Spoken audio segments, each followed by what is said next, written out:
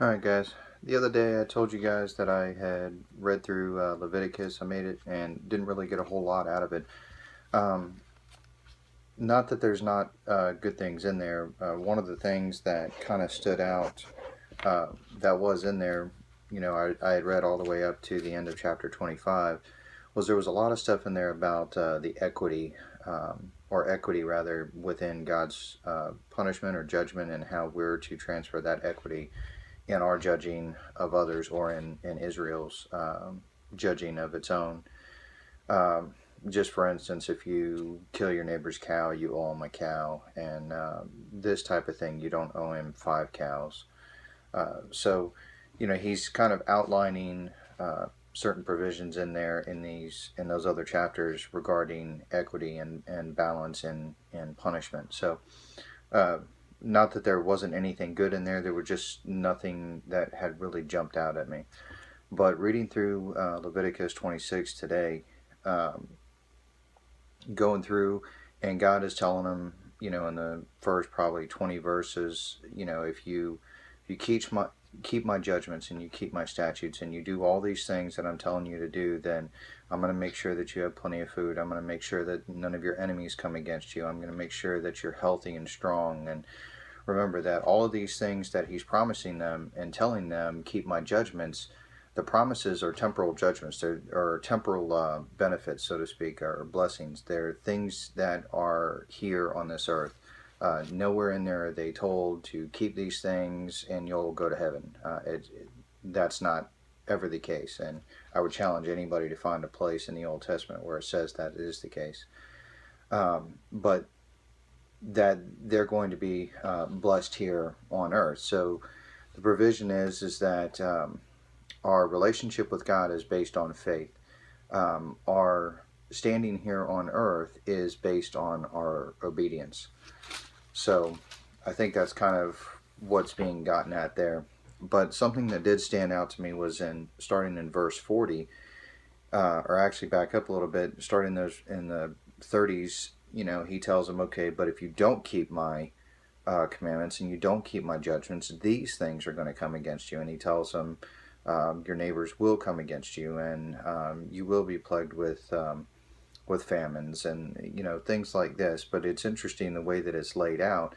Is he tells them, okay, if you don't keep it for a little while, then I'm going to give you this judgment, and then if you still don't keep it for a little while, I'm going to give you this judgment. And then if you read through that chapter 26, you'll see how that's kind of outlined. And it's kind of interesting how it is, because it really shows that God is like, keep my judgments and I will give you all of this. Don't keep my judgments and I will slowly remove my restraining hand from this piece, and then from this piece, and then from this piece. And the purpose being is to give us time for repentance.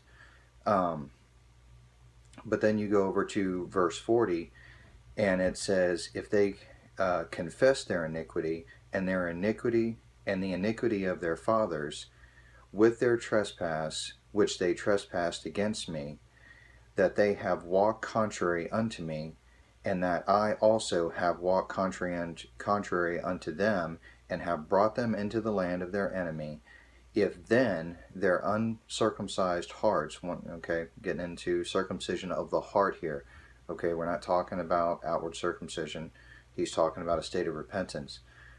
If then their uncircumcised hearts be humbled, and they then accept the punishment of their iniquity, then will I remember my covenant with Jacob, and also my covenant with Isaac, and also my covenant with Abraham will I remember, and I will remember the land. So the part there that I wanted to point out is that two things that he points out here is that, look, if they confess their sins, okay, once again, going back to the New Testament, if they confess their sins, he will be faithful and just to forgive them of all sins. But also the sins of their fathers. So they not just confess, yeah, okay, I stole that car, or yeah, I treated this person badly. It's not that. It's acknowledging. But this was the really interesting part that I saw. If they confess all of these things, the word confess means to say the same as.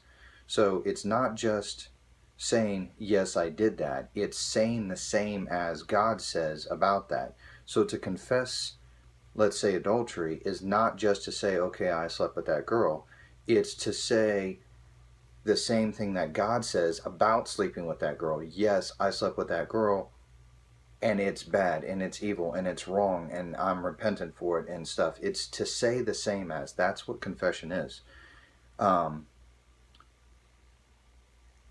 but then he goes on to say that if they confess, and if their uncircumcised hearts be humbled, and they accept the punishment of their iniquity. All right, you guys who have kids have probably seen this a number of times when the kids do something wrong, and then all of a sudden it's daddy, daddy, I'm sorry, because they don't want the punishment.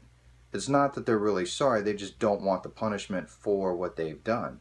Remember that part of confessing, part of seeing the same thing about the same thing that God says about whatever particular sin, means accepting the repercussions for that. So understand that if you do commit adultery and your wife decides to leave you, um, that while that separation and that divorce is tragic and so on and so forth, um, part of accepting the punishment is not just acknowledging to God, but also acknowledging to her that she has every right to do so. Now she might leave, and you guys may never be reconciled. But nonetheless, part of the repentance here, part of that uncircumcised heart becoming circumcised, becoming humbled, is accepting the punishment for our actions.